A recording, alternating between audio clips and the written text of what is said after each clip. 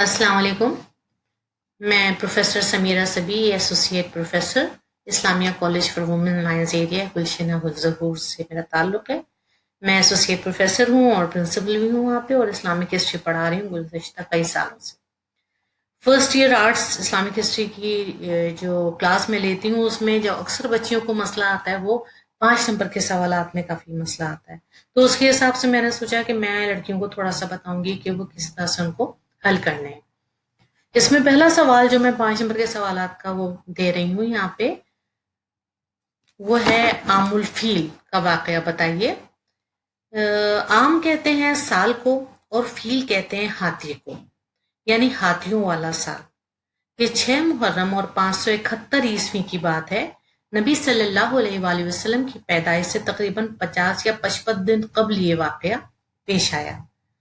Yemen का ईसाई हाकिम था जिसका नाम अबराहा था।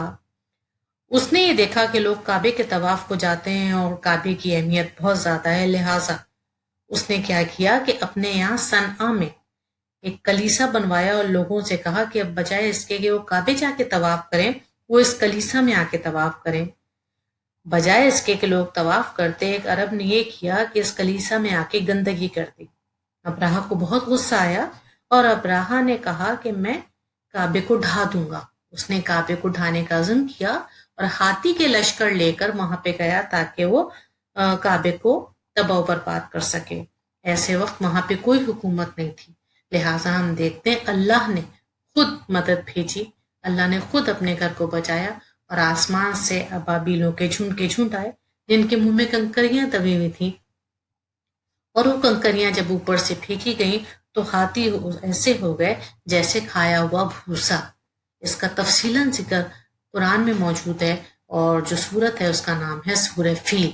ये इस चीज की बहुत ज्यादा इंपॉर्टेंट बात है कि कुरान में बाकायदा तौर से इसका जिक्र नाम के हवाले से भी मौजूद है। अच्छा, ये तो हो गया 5 नंबर का सवाल। और अब हम देखते हैं कि ये पूरा जो एक 5 नंबर का सवाल हुआ है, इसमें से एक एक नंबर के भी कई सवालात निकल कर आते हैं। मिसाल के तौर पे, जैसा कि मैं अब आपको दिखाती हूँ, यहाँ पे आप देखिएगा,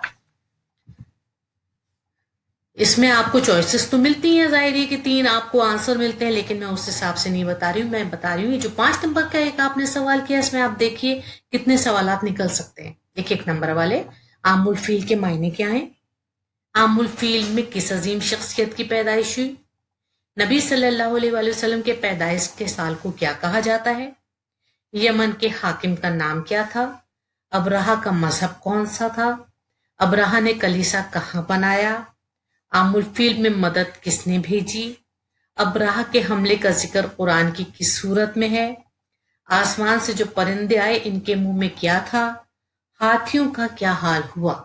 आप देखिए, इस एक 5 नंबर का जो जवाब निकला था उसमें से आपके सामने ये 10 एक एक नंबर के जवाबात निकल कर आए हैं। इस तरीके से अगर आप चाहें तो आपका काम, आप जरा सा इत्मीनान से इसको पढ़िए और आप देखिए कि फिर आपका जो है आराम से सारा काम होता चला जाएगा। अब जो अगला सवाल हमारे पास एक छोटा सा आ रहा है, वो आ रहा है नबी सल्लल्लाहु अलैहि वसल्लम का इब्तदाई तारुफ पेश कीजिए। इब्तदाई तारुफ अगर हम पेश करते हैं तो उसमें इस तरह से आता है, बेटा अगर आप देखेंगे तो एक एक नंबर का सवाल भी इसमें से बन जाएंगे और आप पूरा चाहेंगे तो 5 नंबर का सवाल भी बन जाएगा। मिसाल के तौर पे नबी करीम सल्लल्लाहु अलैहि वसल्लम के वालिद का क्या नाम था? आप सबको पता है हजरत अब्दुल्ला नाम था। आप सल्लल्लाहु अलैहि वसल्लम की वालिदा का क्या नाम था? आप सबको पता है हजरत बीबी आमना नाम था। आपका तीसरा इसमें सवाल आ रहा है कि अल्लाह के नबी मोहम्मद सल्लल्लाहु अलैहि वसल्लम के दादा का क्या नाम था? आप सबको पता है अब्दुल मुत्तलिब नाम था। लेकिन अक्सर लोगों को ये नहीं पता होता कि नबी करीम सल्लल्लाहु अलैहि वसल्लम के नाना का क्या नाम था। तो अल्लाह के नबी मोहम्मद सल्लल्लाहु अलैहि वसल्लम के नाना का नाम था वहब बिन मन्नाफ। फिर एक इसी में जो इब्तदाई इंट्रोडक्शन है, तारुफ है, उसमें ये चीज भी आती है कि आपके दादा और अब्बा के कबीले का क्या नाम था। तो आपके दादा के कबीले का नाम था खानदान बनी हाशिम, और आपके नाना के कबीले का क्या नाम था? बहुत ही मुअज़्ज़ज़ कबीला था, बनी ज़हरा। ये हम देखते हैं नबी करीम सल्लल्लाहु अलैहि वसल्लम का इब्तदाई खानदान का जो तारुफ है या इब्तदाई तारुफ है वो आपके सामने आ गया। फिर हम इसमें दूसरा एक पोर्शन निकाल रहे हैं, वो है नबी करीम सल्लल्लाहु अलैहि वसल्लम की पैदाइश। तो हम देखते हैं आप सल्लल्लाहु अलैहि वसल्लम की पैदाइश आमुल फील के साल हुई है اور आमुल फील जो है उसके 50 या 55 दिन बाद हमारे सामने ये चीज आती है कि नबी करीम सल्लल्लाहु अलैहि वसल्लम की पैदाइश हुई है 9 रबीउल अव्वल 571 ईस्वी। अच्छा, इसमें बाज़ वक़्त ये भी सवाल आता है कि हजरत ईसा के कितने सदियों बाद या कितने साल बाद जो है वो नबी सल्लल्लाहु अलैहि वसल्लम की पैदाइश हुई है, तो आप ऐसे कह सकते हैं तकरीबन 550 बरस बाद।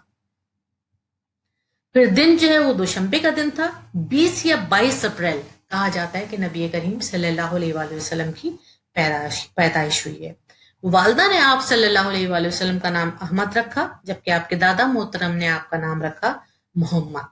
इस तरह से हमारा ये एक और छोटा सा आपकी पैदाइश के हवाले से भी एक छोटा सा सवाल तैयार हो गया और एक नबी सल्लल्लाहु अलैहि वसल्लम की इब्तिदाई तारुफ का भी एक सवाल तैयार हो गया।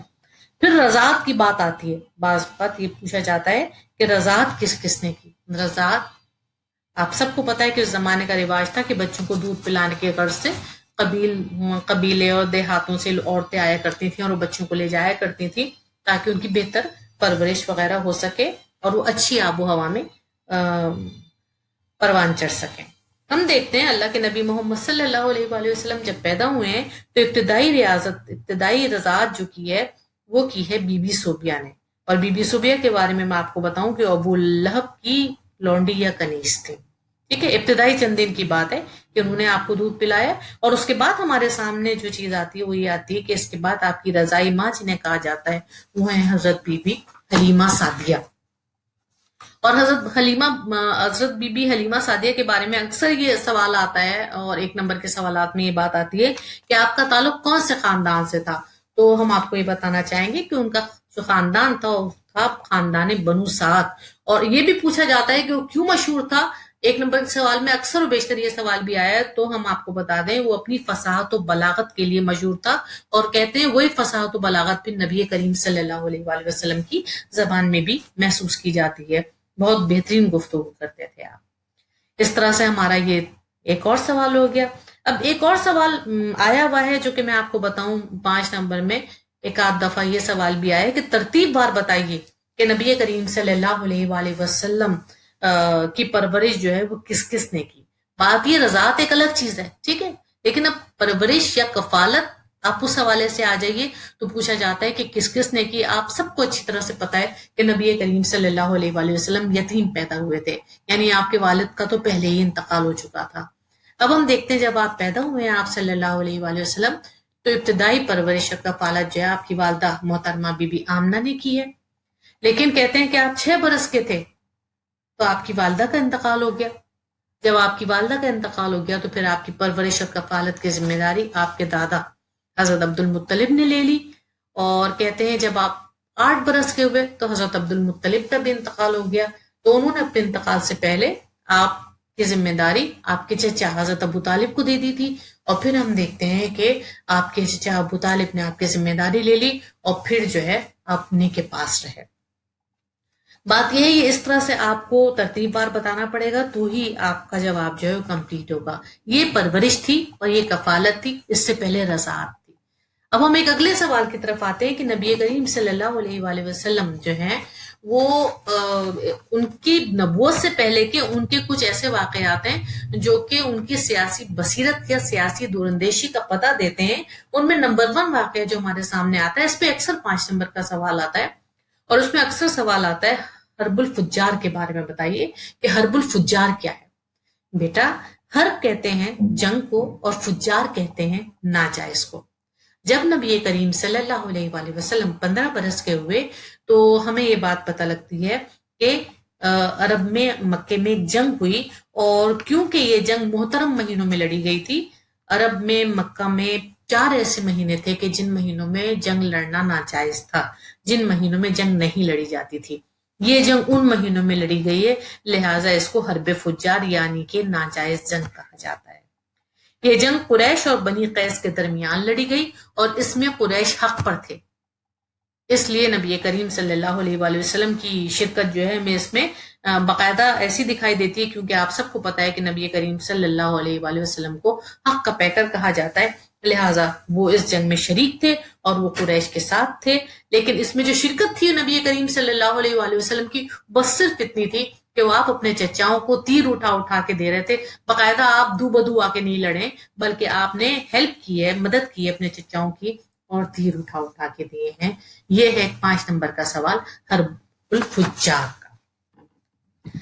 अब एक और सवाल आता है 5 नंबर का, और वो है हल्फुल फजूल किसे कहते हैं। हल्फुल फजूल के बारे में मैं आपको बताऊं कि हल्फ कहते हैं मुआहिदे को, और अल फजूल ये असल में 3 भाई थे जिनके नाम में फजल आता था, और ये तीन भाई इसमें शरीक थे, जिसकी वजह से इसको अल फजूल कहा गया और इसका नाम पड़ा हल्फ अल फजूल। ठीक है। और ये मुआहदा जो किया गया है ये अब्दुल्ला बिन जदान के घर में हुआ था, और इस मुआहदे का बुनियादी मकसद जो था वो ये था कि मजलूम की मदद करना है और जालिम को कैफिर किरदार तक पहुंचाना है। अब जाहिर फिर आपको समझ में आ रही है कि जैसे हर्ब फुज्जार में कुरैश हक पर थे और नबी करीम सल्लल्लाहु अलैहि वसल्लम ने उनकी मदद की है, यानी हम शुरू से देख रहे हैं नबी करीम सल्लल्लाहु अलैहि वसल्लम का सीरत का ये वाला पहलू कि जहां हक होगा, जहां मजलूम की मदद होगी, जहां सच्चाई की बात होगी, वहां जरूर हमारे नबी करीम सल्लल्लाहु अलैहि वसल्लम की जात शरीक होगी। जाहिर ये शुरू से हमको पता लग रहा है कि सादिक भी है, अमीन भी है, मोहसिन इंसानियत भी है, और वो क्या है, खातिमुल नबीन भी है। लिहाजा हम देखते हैं बेटा कि मजलूम की मदद करना और जालिम को कैफिर किरदार तक पहुंचाना इस मुआहदे का खास मतन था, खास मकसद था। लिहाजा नबी करीम सल्लल्लाहु अलैहि वसल्लम इस मुआहदे में शरीक हुए। और कहा जाता है, मौरखीन ये बात बताते हैं कि नबी करीम सल्लल्लाहु अलैहि वसल्लम बाद में भी अक्सर ये बात कहा करते थे, और वो कहते ये थे कि उस जमाने में आप सबको पता है कि सहरा में ऊंट की क्या अहमियत है, और ऊंट में भी कौन सा ऊंट, सुर्ख ऊंट, उसकी बहुत ज्यादा अहमियत होती है। तो कहा करते थे नबी पाक सल्लल्लाहु अलैहि वसल्लम कि अगर मुझे कोई 100 सुर्ख ऊंट दे और कहे कि मैं इस मुआहदे से बाज रहूंगा, कौन सा मुआहदा, ये जहन में रखेगा कि जिसका मकसद क्या है, मजलूम की मदद करना और जालिम से बदला लेना और जालिम को कैफिर किरदार तक पहुंचाना। तो अगर कोई कहता कि मुझे 100 सुर्ख ऊंट ले लो और इस मुआहदे से बाज आ जाओ, तो मैं इस मुआहदे से कभी भी बाज ना आता। लिहाजा हम देखते हैं नबी करीम सल्लल्लाहु अलैहि वसल्लम को ये मुआहदा बहुत पसंद था। मैं यही चाहती थी कि जरा सा ये अंदाजा हो जाए, क्योंकि हल्फुल फजूल पे अक्सर आया है, हर्ब फुज्जार पे अक्सर सवाल आया है, नबी करीम सल्लल्लाहु अलैहि वसल्लम के बारे में बीबी हलीमा सादिया पे अक्सर सवाल आया है, अक्सर आमुल फील का वाकया है। लिहाजा मैं चाह रही थी कम से कम 5 नंबर के सवालों का आपको पता चल जाए कि उसकी बुनियादी तारुफ क्या है, उसकी बुनियादी चीज क्या है, जो कि आपको बताना बहुत ज्यादा जरूरी है। सही है। लिहाजा आगे भी इंशाल्लाह मैं कोशिश करूंगी कि आपको लेक्चर तैयार करके दूं, और मेरी कोशिश होगी कि मैं जो भी समझाऊं और आपको समझ आए। आप कोशिश जरूर कीजिए समझने की, पढ़िए जरूर, और समझ के पढ़ेंगे तो इंशाल्लाह ताला आपको हर चीज जरूर समझ आएगी। बहुत शुक्रिया। वस्सलाम। समीरा सर।